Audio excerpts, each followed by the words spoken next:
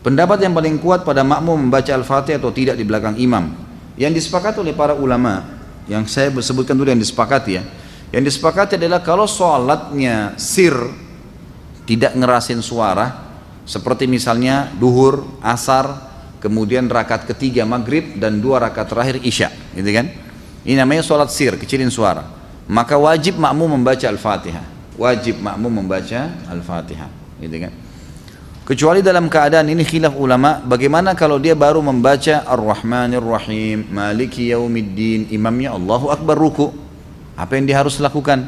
Jumhur ulama mengatakan ikuti imam. Karena dia sudah berijtihad, dia sudah baca, gitu kan? Tapi tidak selesai. Sama dengan orang masbuk, baru Allahu Akbar, imamnya kita baru baca 2 Al-Fatihah sudah ruku. Apa yang harus kita lakukan? Jumhur mengatakan ruku saja. Imam Syafi'i mengatakan tidak, harus dia baca. Nggak bisa.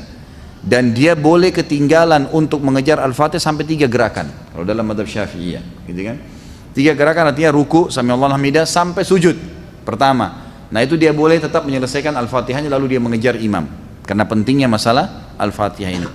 Tapi kalau sholatnya jahar, ngerasin suara, subuh 2 rakaat pertama maghrib, gitu kan, 2 rakaat pertama isya, maka ini hukumnya jumhur mengatakan tidak ada bacaan bagi makmum kecuali imam memberikan jeda waktu.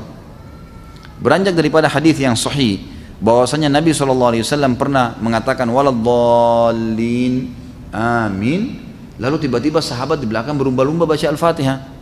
Jadi ada suara bergemuruh gitu, sehingga bacaan Nabi SAW, Nabi sendiri terganggu SAW, dan makmum juga tidak konsentrasi dengar bacaan ayatnya beliau. Beliau begitu salam lalu beliau mengatakan mali unazi', kenapa tadi saya diganggu dengan bacaan kalian? Kata perawi hadisnya kalau saya tidak salah Abdullah bin Umar radhiyallahu anhu berkata, mulai semenjak itu saya tidak pernah lagi membaca Al-Fatihah di belakang Nabi SAW kalau sholatnya jahar, kalau sholatnya ngerasin suara gitu. Ulama-ulama seperti Imam Syafi'i rahimahullah melihat bahwasanya orang yang membaca Al-Fatihah baik sholatnya jahar, kerasin suara atau sir, itu wajib.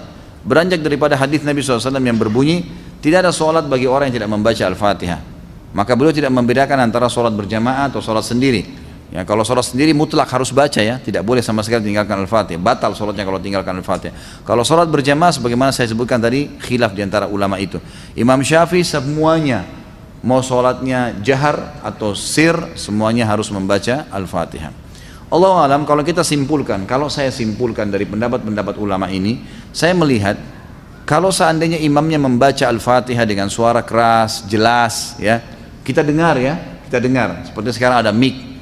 Lain kalau mati lampu gelap, tidak kedengaran suara atau kita terlalu jauh dari imam, itu lain. Walaupun sholat jahar tetap wajib baca Al-Fatihah tuh, karena kita tidak dengar. Karena memang Allah berfirman, umumnya ulama berpegang pada ayat ini, a'udzubillahi minasyaitonirrajim, fa idza quri'al qur'anu fastami'u lahu wa ansitu. Kalau Al-Qur'an dibacakan, dengarkan baik-baik dan ya telitilah, jelihlah. Berarti kasusnya adalah kalau dengar. Kalau dengar kita nggak boleh berkata yang lain, gitu kan? Nah, kalau imam sholat jahar, maghrib misalnya, tapi mati lampu, kita di saf ke-5 atau ke-6, ke-7 ke belakang, nggak dengar.